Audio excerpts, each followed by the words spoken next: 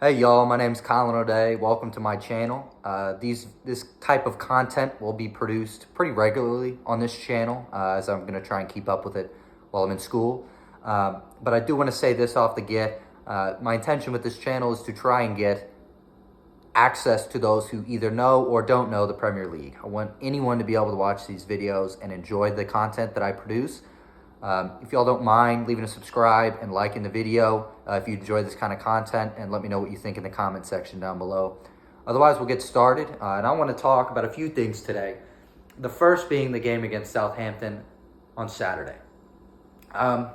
It was bad. If you watched the game, if anyone knows soccer, it was terrible. We lost to Chelsea, my club, lost to Southampton, who are bottom of the league, 20th out of 20, who have won 5 games this year, and 2 of the 5 have come against my club.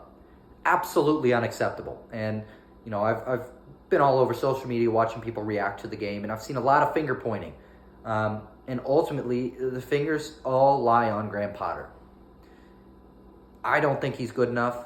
I would go off on a limb, and this is a rough estimate in my opinion. I think he's probably about 95% of the fan base is against him at this point. It's really hard to see him coming back from this too, because it almost seems as though he's losing the locker room along with the fans, and good luck. You lose the fans, the bridge will turn against you. You know, the social media will add up, the pressure will add up from British media and American media, and it's a bad road to be on if you're Graham Potter, and I feel bad for him because he's an insanely talented manager, but I believe mentally he might be out of his depth at the club. One of the reports came out a few days ago about us hiring some mentality coach from the New Zealand rugby team. The only reason we would do that is because our coach is soft and has lost the locker room, has lost the dressing room. And, you know, the reality is that once you lose it, it's insanely hard to get it back. Players look confused. Some of them don't even speak English. And it's a mess right now at Chelsea, and the game against Southampton was very much a microcosm of our season. First half, we were atrocious. We looked horrible. We're playing against the bottom team in the league who's had 3 managers this year, and the interim manager somehow managed to make Southampton, a shattered side, look more cohesive and more tactically competent than Chelsea, who spent 350-odd million pounds in 1 month on some of the best young talents on earth, including Mykhailo Mudryk, Enzo Fernandez, Benoit Badiashile, who I must say had his worst game at Chelsea against Southampton, but also still looks our best defender. I mean, it's shocking, the state of Chelsea Football Club at the moment. And, you know, ultimately digesting it after, because I'm recording this on Monday, the game happened on Saturday. And, you know, I've worked out, I've watched more videos, I've attempted to build knowledge, and I've kept up with reports throughout the week. You know, Bowley and Igbali had met today to discuss whether or not Potter was a man going forward, and obviously they chose him because that's the plan. They're trying to make Chelsea Football Club sustainable, and the one thing that isn't sustainable is firing Thomas Tuchel a month after they spent 200-odd million pounds on him, and then hire a new manager who has to deal with those players. You can't do it again. Because if they fired him now, it would essentially be a carbon copy of what happened with Thomas Tuchel. And this time it was their man instead of Roman Abramovich's. So ultimately we have to look at it and take a step back and analyze it and say they're trying to create a sustainable model with Chelsea Football Club, because what we had before wasn't. It was fractured, it was up and down, it was chaotic, but it worked. It was the most turbulent club I have ever seen in any sports franchise, whether it be European football or American sports of any kind. And ultimately, you've got to look at it and say, it's going to get there. They spent the money. They're going to continue to be aggressive in the transfer market, and we're going to continue to upgrade the squad. And I would assume, and I think most Chelsea fans and people around football would understand, we're probably going to have a mass exodus of 5 to 10 players over the summer. And probably another mass influx of players as well, and we'll probably create Lone Army V2. But back to Southampton, I think that game was just a general microcosm of our season. We haven't been good enough since Graham Potter took over. The Champions League looks fine, actually. We look really good in the Champions League, and I think the whole team benefits from a slower pace. When we get back to the Prem, the pace of the game speeds up and everybody has to think quicker. Well, there's no chemistry. There's no cohesiveness. The tactic is just baffling to me. Why is Mason Mount playing on the left wing to begin with? But also, why does he finish as a center forward? Like, I don't think anyone who has any tactical knowledge in football and has played at any level and watches the game, you don't even need to know the game to know Mason Mount can't play as a left wing and certainly cannot play as a striker. I mean, Fofana looked pretty good as a center forward. He offers a lot more than Kai Havertz as an actual 9. Because he is a 9. He's a center forward. You know, he works a lot harder. He's way more athletic. He's a lot stronger, too, even though he's a lot shorter. Ultimately, I think going forward, if you want to look at it, you got to accept the fact that Potter's here to stay. I think at maximum he'll stay here probably until September, October, and we'll get into that later in this video. But as Chelsea fans collectively, we need to stop hating on our team. Team isn't going to get any better by being disrespectful on social media or being disrespectful in the public eye. We've just got to accept the fact that we are where we are. We're mid-table. We're going to stay mid-table. We're not playing in Europe in any kind. We're not even going to make the Conference League this season. It's bad, like really bad. But it ain't going to change. And certainly talking smack on social media and commenting and pointing fingers at all these players saying, you're not good enough, you shouldn't have been signed, you're too expensive, you're going to flop. It's not going to help. You know, these players are world-recognized young talents, and they need time to ease into the squad, ultimately. So for the next portion of this video, I want to talk about Todd Boehly and his consortium to buy Chelsea, along with some statistics from their previous ownership and other sports franchises here in America. Sports franchises here in America run very differently than European football clubs, vastly differently. So differently so that they don't even, the word salary cap doesn't even ring a bell in European football because it doesn't exist. But it does in American sports. And something I want to compare is his ownership with the Dodgers. And I want to analyze the Dodgers' just overall record. Not signings, not how much money they spent, not X, Y, and Z. Just win percentage in the 8 years of ownership before Todd Boehly and his consortium of sports investors bought the LA Dodgers in 2012. So before Todd Boehly purchased the Dodgers, they went bankrupt. That's why he was able to purchase them for a cut rate fee of, I think it was $1.5 billion US. Before, in the 8 years of ownership before Todd Boehly purchased the LA Dodgers, they had an overall win percentage of .522, which is middle of the pack, like very average.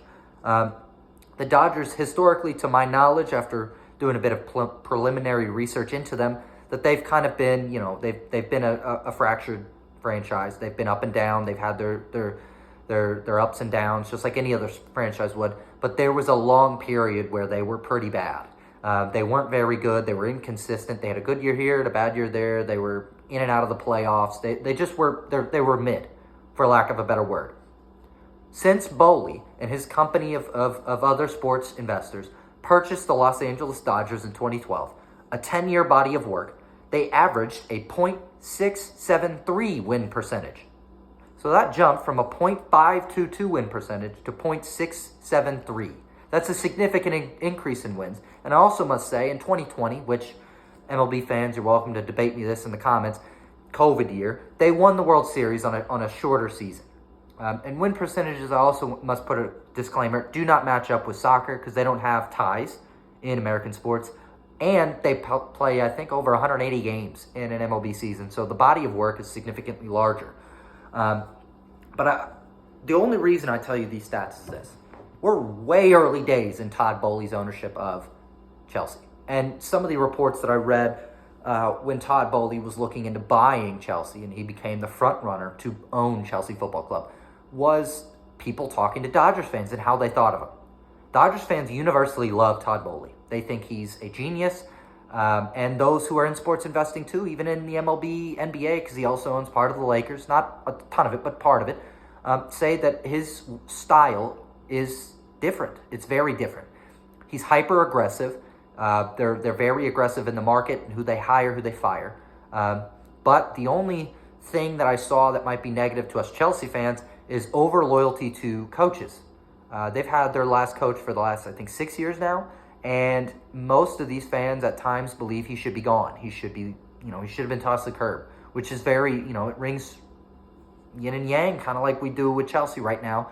with Graham Potter. It feels like they've took a gamble on Graham Potter, and it looks like it's failing miserably. But ultimately, we have to look at it and say, well, if he can do it with the Dodgers, he could do it with Chelsea. Why couldn't he? American sports are vastly different because it's all for profit, and even though some Europeans might argue this, that it isn't, currently it is. The Premier League is the Super League, and everything is for profit. I'm sure ticket prices will rise at Stamford Bridge because we only have 42,000 odd people able to fit into the bridge in the first place, which means they got to make money somewhere. And we all know, if you follow Chelsea and even know anything about trying to rebuild the stadium, how much of a nightmare that will be because of, thankfully, the Chelsea fans having ownership to the ground and the stands itself. So, looking at that and taking a step back and analyzing it, I think we can look at it and have a few takeaways. I think takeaway one is that we got to be patient.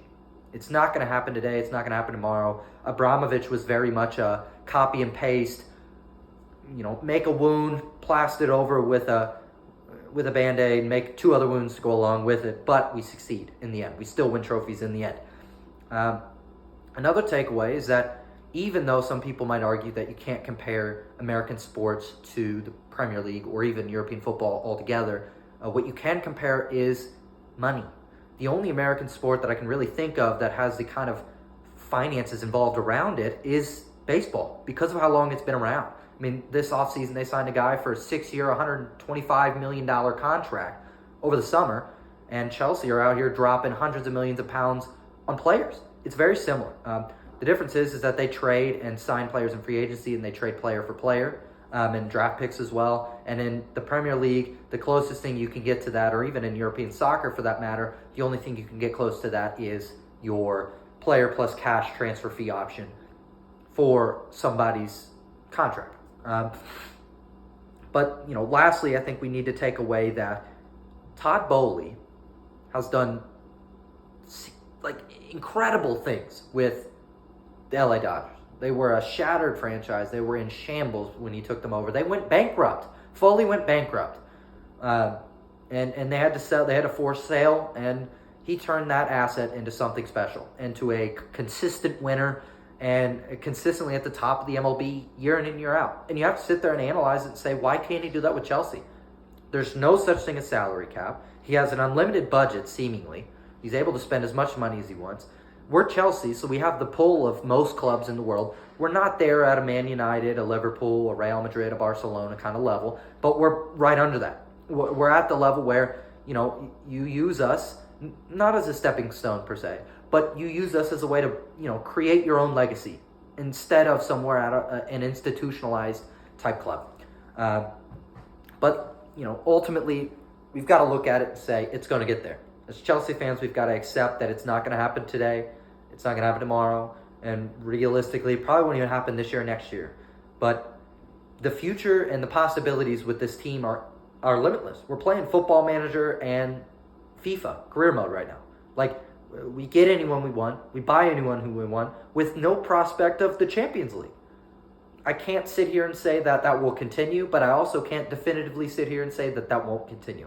So as a Chelsea fan myself, I am very cautiously optimistic about the future, even though we've been appalling the last 6 to 8 months on the pitch. Off the pitch, it's been phenomenal. The first window was bad. This window, he learned. He got his directors of football in.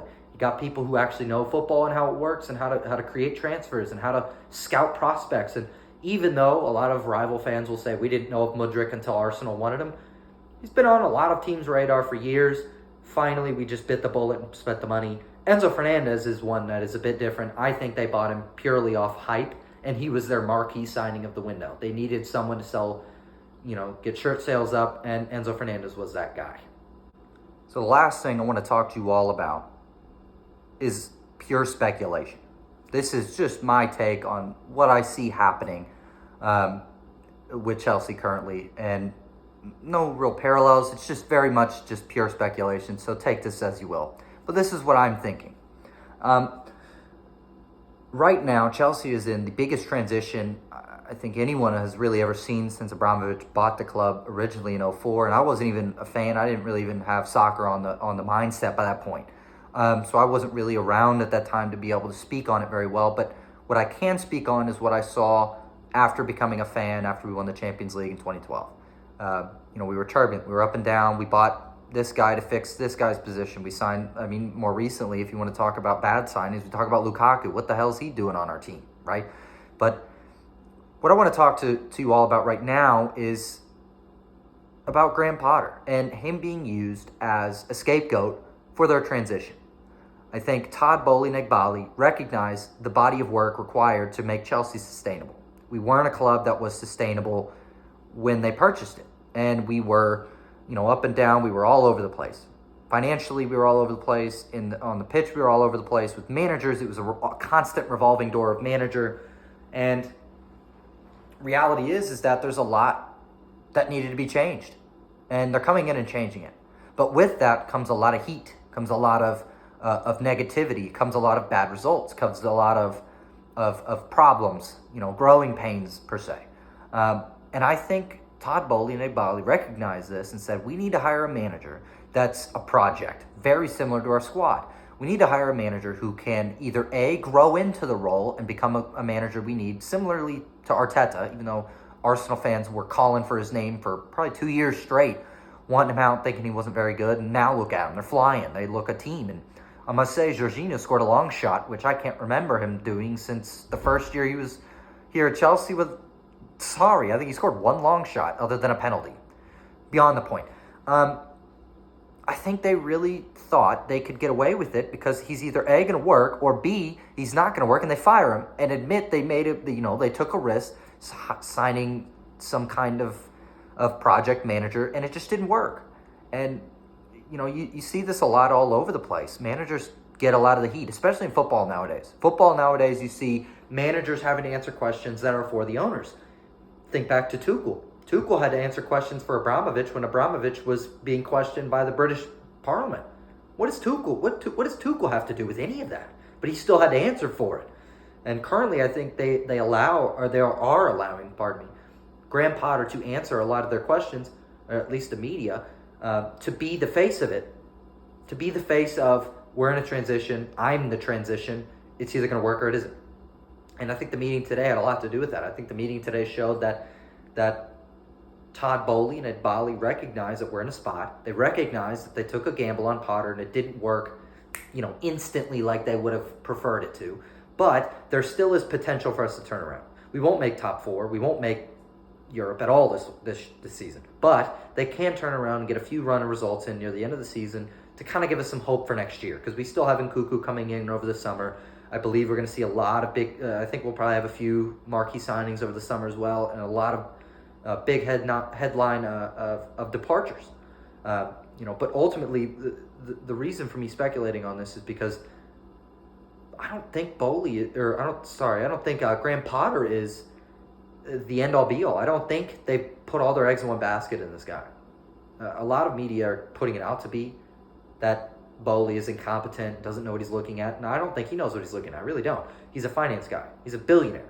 He's not a footballer, And he didn't buy Chelsea for the love of the club, like we all support our clubs for. Or if you're just getting into soccer, the reason you're getting into it is because you want to find an identity. He didn't do that for that. He didn't buy Chelsea for an identity, but nor did Abramovich. Abramovich bought Chelsea for £100 million when we were in dire need of financial assistance. And he turned it into a £4 billion asset. They're businessmen. They're flipping it. But this isn't a 10-year. They're not going to buy Chelsea. Boehly didn't buy Chelsea to sell it 10 years. He bought it to sell it in 20 or 30 when inflation has taken over. He's turned the club into one of the top clubs in the world. And so he can flip it then and turn a £4 billion asset into a 10 to 15 billion pound plus asset in 20, 30 years' time. Ultimately, I think Graham Potter is the scapegoat for this transition because it needed to happen, similarly to Frank Lampard and Abramovich. Abramovich knew we were in a transition. We had a transfer ban. We couldn't sign anybody. So we hired a guy who would never get hated on by the Chelsea fans. Frank Lampard, the GOAT, the greatest player we've ever had, the club favorite, leading goal scorer in club's history. It was a brilliant signing because he could fire him, and yes, it would cause an outroar, and I was devastated when it happened. But we'd allow him to grow. And then you add in Reece James and Mason Mount, Fikayo Tomori, and Tammy Abraham. And you got a giant sandwich of Chelsea happiness, even if we didn't make top 4. We would have been content making the Europa League that year because, look, we have all these academy products coming in through the system, and they look good. Ultimately, it didn't work out for Frank Lampard, and it did for Tuchel. But again, ultimately, it didn't work out for Tuchel because he wasn't Bowley's man. I think we need to be patient with Potter. I think we need to be patient with the team. I think we need to be patient more generally as football fans because things can change in an instant. Just as fast as they went south, they can go north. To wrap up this video, I want to say this. I want to thank you all for watching, first of all, and giving you and offering your time to me and hearing my opinions on this. But also, I want to say that, Graham Potter could very well get there. This could be a 3-year build, and they're looking at Mikel Arteta saying this is the same type of build and body of work we want to put into Chelsea. And if it is, we've got to be really patient because hating on him isn't going to get us anywhere. Ultimately, it really isn't. But anyways, thank you all for watching this video. If you're interested in watching any more videos, just make sure to subscribe, like this video. Let me know what you all thought in the comments. I appreciate your time. Y'all take care.